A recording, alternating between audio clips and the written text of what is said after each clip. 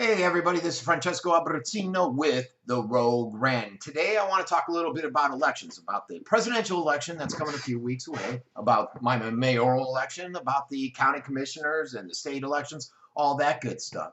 And the concern that I have right now revolves around the security of the election process. You know, you got a lot of the major media, the propagandists out there, and they're pushing that Russia had a role in this latest hack without any proof.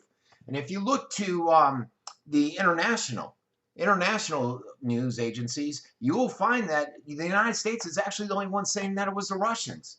Crazy. But don't worry, because America's always reliable news source, media, will assure us that actually isn't going to be a persistent problem. It's not going to happen. It's not a concern. It's unfounded. No, voter fraud actually isn't a issue out there. It's not a problem, a persistent problem. That's what the Washington Post says, so it must be true. Study finds that no evidence is widespread of voter fraud. NBC is out there saying that.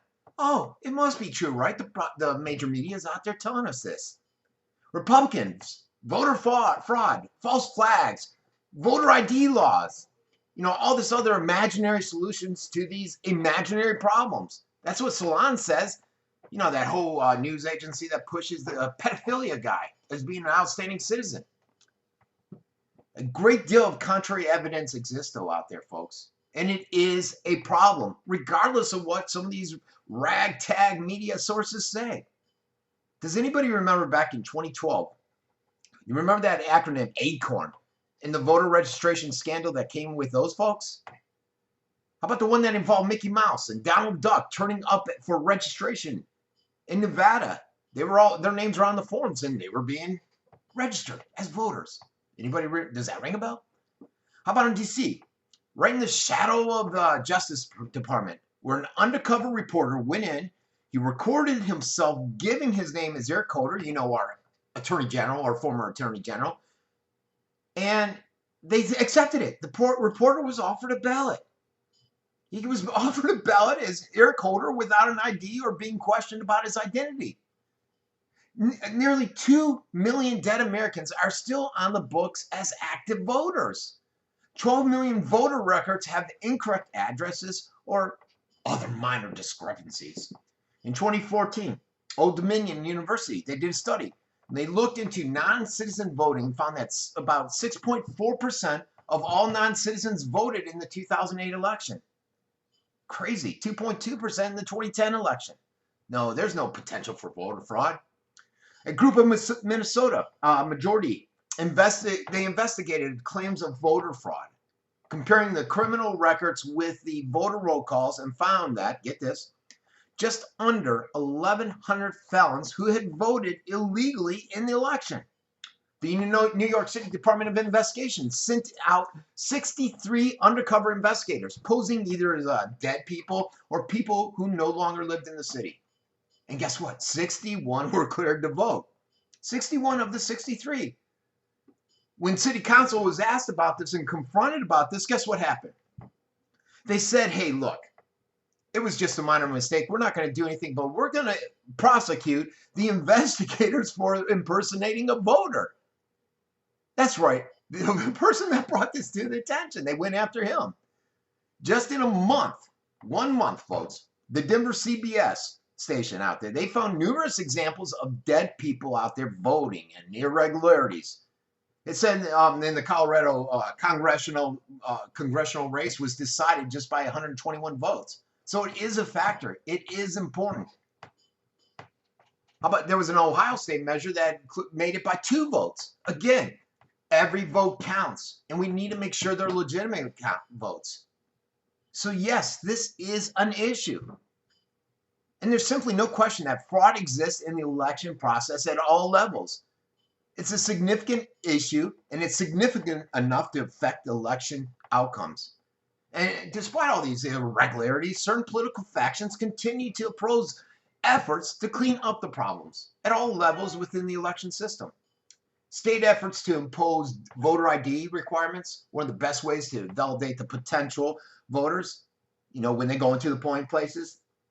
is an idea that draws so much opposition. It's incredible. But why?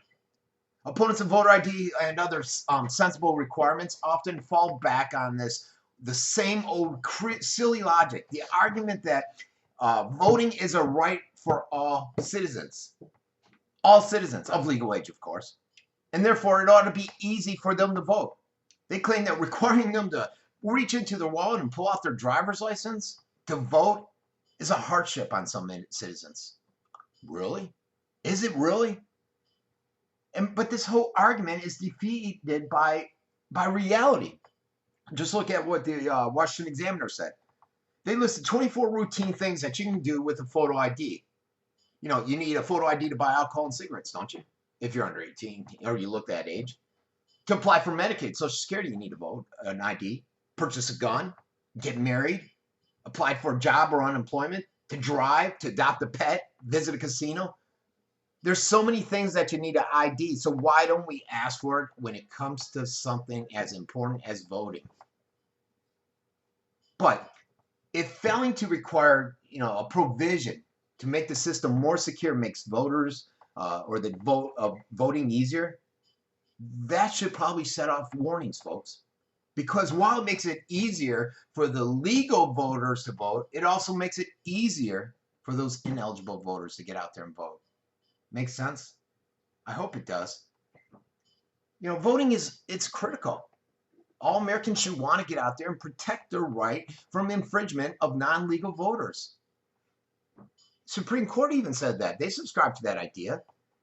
The court came down, they said you need to secure these elections, stating that free and anonymous elections are very foundation of our republic and form of government. And any attempt to defile the sanctity of the ballot can be viewed as, equanimity? Can't even say it, equanimity. Why would any good and honest American oppose their efforts? And that was a quote from the Supreme Court that I just read to you. Why would you oppose something to assure that legal voters are registered to vote and able to cast a ballot in every election or any election?